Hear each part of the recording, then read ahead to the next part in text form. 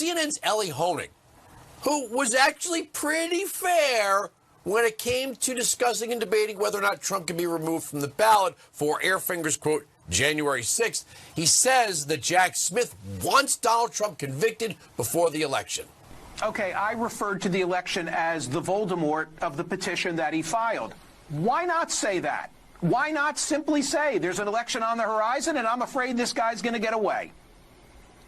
You will never hear either Jack Smith or Judge Chutkan utter the E word, election. They will not specifically say it. Instead, they use this sort of euphemistic language about the need for resolution, that kind of thing. Here's why I think Jack Smith is not willing to do it. Two reasons. First of all, DOJ rules, unwritten and written, both say you are not supposed to do anything that could impact an election. In fact, you are supposed to affirmatively try not to take steps that might impact an election. And the second thing, and I think Jack Smith is right about this, is if he is to say, okay, Judge, we really need to try this case before the election, Donald Trump is going to seize on that aggressively. He's going to say, see, folks, when I tell you this is political, Jack Smith has now admitted that he wants me tried before the election, and that's political. So I think he's very wary of that.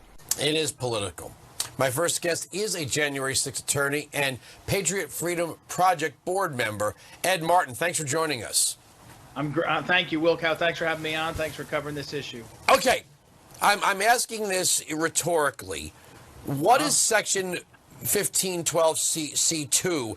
I thought Trump was on trial for insurrection, which is 18 U.S.C. 2383. So why are we calling this a January 6th insurrection trial when no one's charged with insurrection?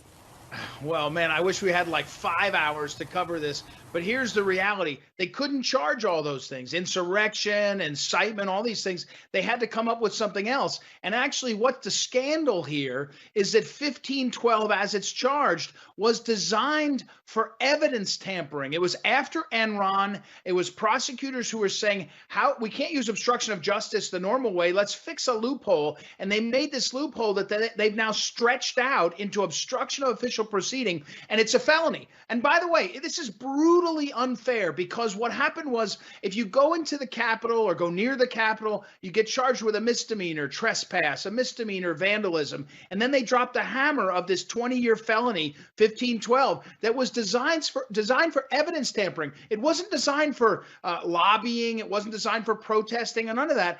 And they used it as a way to say, look at all these felons, look at all these felonious actors, and it's nonsense. And that's what the Supreme Court took up last week. But everyone I know believed they were driving this agenda to get Trump on this, because there's nothing else that anybody did on January 6th that is a felony like this. And so this is what they charged. This is what's up on appeal. And I hope and pray the Supreme Court says, hey, look, you overcharged it. The Congress never meant that when they passed this law, and therefore throws it out. And by the way, when they do, hundreds and hundreds of defendants will go free and get out of their trials, and their plea agreements, by the way, which were done and forced on them, will also be brought into question. And Trump's case is over. But what they're burying in the lead, Trump's case is not going to be tried before the election now because of this and other stuff that's going on. It's just not going to happen. And so it's a very big deal last week, but there's a lot of guys sitting in jail still because of this 1512 usage. You know, again, rhetorical. Why isn't the judge, Tanya Chutkan, saying to the prosecution, you keep saying in the press that you are prosecuting this man for insurrection, okay? But he's not charged with insurrection. So unless you're charging him with insurrection, this is an obstruction case or some bizarre twisting of a Klan voting statute that has no application here whatsoever. Why isn't the judge expecting better conduct from Jack Smith? No, look, this is the most important part of this in a way. I mean, if you're an individual and your family is separated because of the prison terms and you're in jail, that's the most important. But we're watching the courts, the DOJ and the judges look the other way. And actually, we're watching all of the bar. I can't believe that there's lawyers that are like me that aren't saying, what are you doing? But here's how sick it is. Remember, the select committee of Cheney and Thompson and Pelosi, they spent almost $20 million to put on not show trials, but propaganda mills where they put out a message that said insurrection, insurrection, insurrection. Look, Brian Lamb of C-SPAN did an interview with one of his employees who was the jury foreman of one of the J6 trials. And And in their interview, the former educated woman, she says, oh, yeah, we got to that obstruction of official proceeding. Ha, ha, ha. Of course they disrupted the official proceeding. That's not the law. And the person's going to jail. So the brainwashing of D.C. by the judges, by Cheney, by the gang, all for one goal, to force a narrative, and you wait for it, it's unbelievable, that Trump was somehow the head of a dictatorial insurrection. It's all a lie. And the point is, it's in federal court that they're lying, and people are paying a huge penalty. And that we have to wait, as you point out, for the Supreme Court to clarify is a scandal. But nobody's saying it. I mean, one last thing, and sorry to rant a little bit, but what we know, by the way, is this law was designed by Andrew Weissman.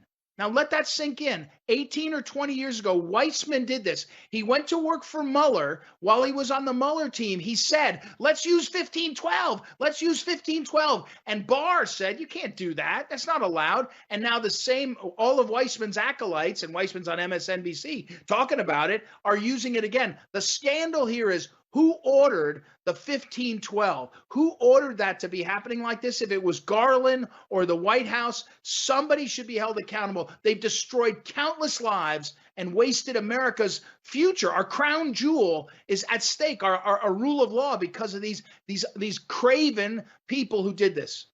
You know, it's insane. We're going to run out of time here. You could shut down the Senate building during the hearings for Brett Kavanaugh's confirmation or Gorsuch's confirmation. They don't call that obstruction of an official proceeding. We've even seen members of Congress involve themselves in these things. And, you could have, Senator Schumer, Gorsuch, threatening Supreme Court justices. Nothing happens.